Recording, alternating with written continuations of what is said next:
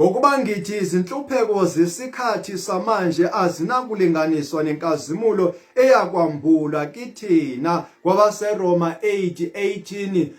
Ntakababa, le nhlungu odlula kuyona njengamanje ayingefaniswe nenjabulo kaNkulunkulu esezofika empilweni yakhe esendleleni akulungiselele yona uNkulunkulu. Le nhlupheko ozithola kuyona odlula kuyona njengamanje mntakababa angeke izifaniswe nengcebo kaNkulunkulu ezayo, ngoba uNkulunkulu lapho ekubusisa khona uzothulula isibusiso lapho ungeke uzube nayo indlu ezoba inafu ezokwazi ukugcina sonke isibusiso uNkulunkulu akubusisa ngazo. uNkulunkulu esebusisa uzobethela kwindebe yakho igcwale ichichime yibusiso mntakababa. Inyembezi zakho zizokwesulwa ube sesifubeni sakho uAbraham ududuzwa uNkulunkulu. Induduzwa kaNkulunkulu angeke ilinganiswe nako konke ubuhlungu nobuhlupheka odlula kubona njengamanje. Uyathandwa uNkulunkulu, uNkulunkulu nemicabango emihle ngawe, uNkulunkulu uhlele izinto ezinhle ngawe. Ngiyakutshela mntakababa, into esiyiyo thina abantwana bakaNkulunkulu abakholiwe uNkulunkulu ayikembulwa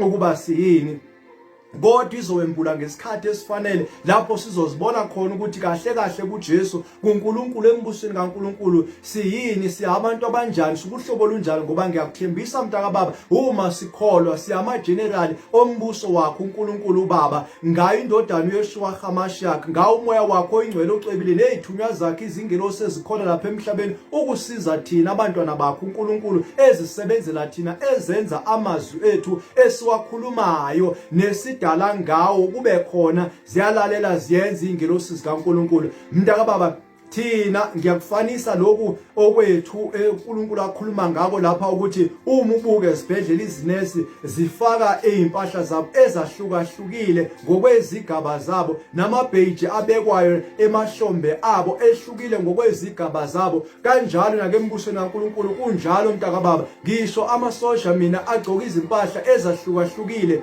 ngokuba kunamasosha kemanzini, kunamasosha la angasona wakemanzini, kepha wonke amasosha agcoka izingubo ezahlukahlukene, futhi kunamabheji abekiwe emahlombe awo ahlukahlukene. Ngaphezu kwaloko kubekiwe futhi ezifubeni zabo amabheji ehlukile angafani, akhombisa izigaba namandla namalungelo anawo lawo masosha. Kanjalo nakembusweni kaNkulunkulu. Uyabona ke mntakababa, ngifuna ukutshela lokhu ukuthi uNkulunkulu unendawo abhalile kuyo, wakhuluma ngendaba yento asilungiselele yona. Uthi umebhala uNkulunkulu lento asilungiselele yona, nendawo asilungiselele yona, akukabikho lihlo elibonile leyo nto, namuntu oyibonile leyo nto. Ngisho mina akukho nenyoni eyodwa endizele phezukwayo lo ndawo, akukho nesilwane nesisodwa esidlulile maduzane nale ndawo elungiselelwe thina. Iyakwambulelwa thina, ifihliwe thina abanikazi bayo abalungiselelwe yona uNkulunkulu. Mntakababa, uNkulunkulu mkhulu. Uma uNkulunkulu mkhulu, uNkulunkulu balulekile. Uze wakhuluma noDavid wathi uyini umuntu lento uNkulunkulu umnake kangaka. uNkulunkulu oyindodana yomuntu ozalwe wesifazane umbekile ngaphasi kwezingelosi ukuba aphathe zonke izinto zikhona emhlabeni zaphasi kwakhe. Uyathandwa uNkulunkulu, usecebeni kaNkulunkulu. Icebo laNkulunkulu akusikona ukubhubhisa, akusikona ukukubulala, kepha ukukupha ingomuso elihle kanye nethemba.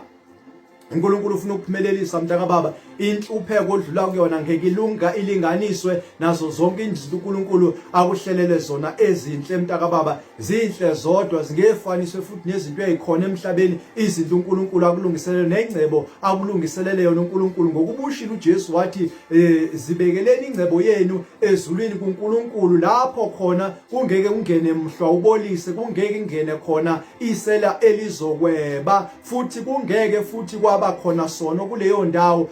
Lapho inhliziyo yenu iyoba khona, ngokuba ingcebo yenu ilapho niyoyilangazelela. Kusho khona lokuthi siyolangazelela uba noBaba, siyolangazelela uba ezulwini, siyolangazelela ukubona lo uNkulunkulu asihlelele kona, lo uNkulunkulu athi siyiko, ngokuba siyamadodana kaNkulunkulu silapha emhlabeni. Ngisho noma uwesifazane, kepha uNkulunkulu uyindodana yakho uNkulunkulu, ngayo uKristu, ngomoya kaKristu okuwumoya oyingcwele lapha emhlabeni awulethele uba abe umfundisi wethu, asiholele kuzo zonke izindlela zikaNkulunkulu ezilungile mntakababa. Wemntaka baba awufuni ukuphuthwa yilezi zinto uNkulunkulu azilungisile ngokuba ulahlekiswe umubi lapha emhlabeni ngezinto zalapha emhlabeni nengcebonyana yalapha emhlabeni. Kepha mntaka baba kufunele ukuthi uzifunele uJesu, wazana noJesu, ufune ubudlelwane bakho kanye noJesu bakube kuhle, njengaloko ukuthi kufanele ulandele izibhalo njengaloko zilotshiwe ukuthi omamukelayo uKristu akholwa ukuthi uKristu uyindodana kaNkulunkulu uyosindiswa uNkulunkulu ngokuba lo muntu akholwe enhlizweni yakhe ukuba uJesu uyindodana kaNkulunkulu futhi avume asho ngomlomo wakhe, lokho kuyobalelwa njengokulunga asindiswe lowo muntu. Nawe uyosindiswa ke mntaka baba, yinto okumele uyenze lena ngokuba ilotshiwe laphana encwadini yamaRoma ku chapter 10 uverse 10 ikhona le ndaba. Uma ufuna ukuyizwa kahle uyifunde izwisisise mntaka baba, angikukhohlisi. Kunezethembiso ke zikaNkulunkulu ezinhle okumele zenzeke empilweni yakho, kumele zifezwe empilweni yakho. Uma sowamukele lelizwi, sowamukela uJesu, zizofeziwa uNkulunkulu ngoba uNkulunkulu uthembekile, akanawo amanga kuyayona indoda lapho khona engaqamba khona amanga. Ngithi kusathana leso sinqumo sokubuthatha uJesu abe inkosi nomsindisi akube kuhle phezulu kwempilo yakho kanye nabendlu yakho, ujabulele izethembiso kaNkulunkulu, uNkulunkulu eyikhanyisa indlela yakho manje kuze kube phakade. Amen.